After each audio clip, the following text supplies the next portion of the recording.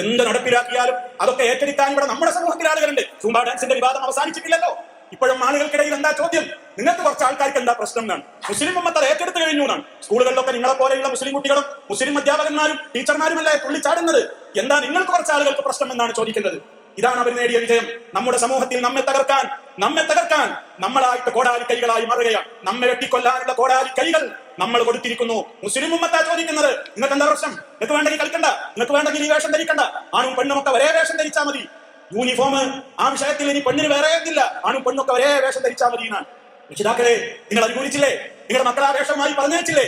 ഇതാണ് നമ്മുടെ പരാജയം. എന്തേ? അതിനെ എതിർത്ത് നിന്നാൽ അള്ളാഹുവിന്റെ റസൂൽ പറഞ്ഞു, ദുന്യാവ് നഷ്ടപ്പെടും. അല്ലെ? നിങ്ങളെ പഴഞ്ചനെന്ന് ആളുകൾ വിളിക്കും, നിങ്ങളെ തീവ്രവാദി എന്ന് വിളിക്കും, നിങ്ങളെ താലിബാനി എന്ന് വിളിക്കും, നിങ്ങളെ ഭിന്നിപ്പുകാരൻ എന്ന് വിളിക്കും, ലോകം തിരിയാത്ത 6-ാം നൂറ്റാണ്ടുകാരൻ എന്ന് നിങ്ങളെ വിളിക്കും. അത് പേടിച്ചിട്ടല്ലേ ഉപ്പമാരെ നിങ്ങൾ നിങ്ങളുടെ പെൺമക്കൾക്കും ആൺമക്കളുടെ യൂണിഫോം ധരിപ്പിച്ചുകൊണ്ട് സ്കൂളുകളിലേക്ക് പറഞ്ഞയക്കുന്നത്? അനുവദിച്ചുകൂടായത് മാറ്റം വരണം. അതേപോലെ തന്നെ എന്റെ കുട്ടി സൂംബ ഡാൻസ് കളിക്കണ്ട, ഞാനതിന് തയ്യാറല്ല എന്ന് ആണത്തത്തോടെ നട്ടലോടെ പറയാൻ ആർജവമുള്ള രക്ഷിതാക്കൾ നമ്മുടെ രാജ്യത്തുണ്ടാകണം. ആർജവമുള്ള രക്ഷിതാക്കൾ ഉണ്ടാകണം. വേണ്ടെങ്കിൽ കളിക്കണ്ട, നിങ്ങൾക്ക് എന്താ കുഴപ്പം എന്ന് ചോദിക്കുന്നവരോട് പറയാനുള്ളത്, ഞങ്ങൾക്ക് കുഴപ്പമുണ്ട്.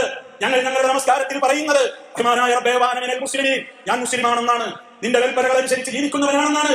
അത് പറയുന്ന ഞങ്ങൾക്ക് പ്രശ്നമുണ്ട്. ഞങ്ങൾക്കത് അംഗീകരിക്കാൻ കഴിയാത്തതാണ്. എന്റെ കുട്ടി അതുകൊണ്ട് പങ്കെടുക്കില്ല എന്ന് എനിക്കത് പറയാനും സ്കൂളിൽ പോകുന്ന നിങ്ങളുടെ മക്കളോട് ചോദിച്ചു നോക്ക്. ഞാൻ ഇവിടെയുള്ള ചില ആൺകുട്ടികളോടും പെൺകുട്ടികളോടും ഒക്കെ ചോദിച്ചു, നിങ്ങളുടെയൊക്കെ സ്കൂളുകളിൽ നടപ്പാക്കിയിട്ടുണ്ടോ? കുട്ടികൾ പറയുന്നുണ്ട്, ഞങ്ങളൊന്നും പോരാറില്ല, പക്ഷേ ഞങ്ങൾ ഒറ്റയ്ക്ക് ക്ലാസ് റൂമിൽ ഇരുന്ന് അത് കഴിഞ്ഞാൽ ഞങ്ങളൊരു നോട്ടമാണ്, ഞങ്ങളൊരു പരിഹാസമാണ് എന്ന്. ആ മക്കൾക്ക് നിങ്ങൾ ധൈര്യം പകരണം.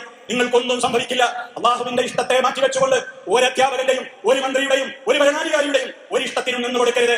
എന്റെ റബ്ബിന് ഇഷ്ടമുള്ളതേ ഞാൻ ചെയ്യൂ എന്നുള്ളത് എന്റെ വിശ്വാസത്തിന്റെ ഭാഗമാണ്. അതിനർത്ഥം എന്റെ വിശ്വാസത്തിന് എതിര് ചെയ്യുന്നവരെ ഞാൻ ആയുധമെടുത്ത് തകർക്കുമെന്നല്ല, ഞാൻ അവർക്കെതിരെ ആയുധമെടുത്ത് പോരാടുമെന്നല്ല, മറിച്ച് എന്റെ വിശ്വാസത്തെ എനിക്ക് കാത്തു സൂക്ഷിക്കുവാനുള്ള സ്വാതന്ത്ര്യമുണ്ട്. ഏതുപോലെ അവരുടെ വിശ്വാസത്തെ അവർക്ക് കാത്തു സൂക്ഷിക്കുവാൻ സ്വാതന്ത്ര്യമുള്ളതുപോലെ തന്നെ ഈ ഒരു നിലപാട് ഉമ്മമാർ സ്വീകരിക്കണം. നിങ്ങളുടെ മക്കൾ അതിന് തുള്ളാൻ പോകരുത്. നിങ്ങളുടെ മക്കളെ അനിസ്ലാമിക വേഷം ധരിപ്പിച്ചുകൊണ്ട് പറഞ്ഞേക്കരുത്.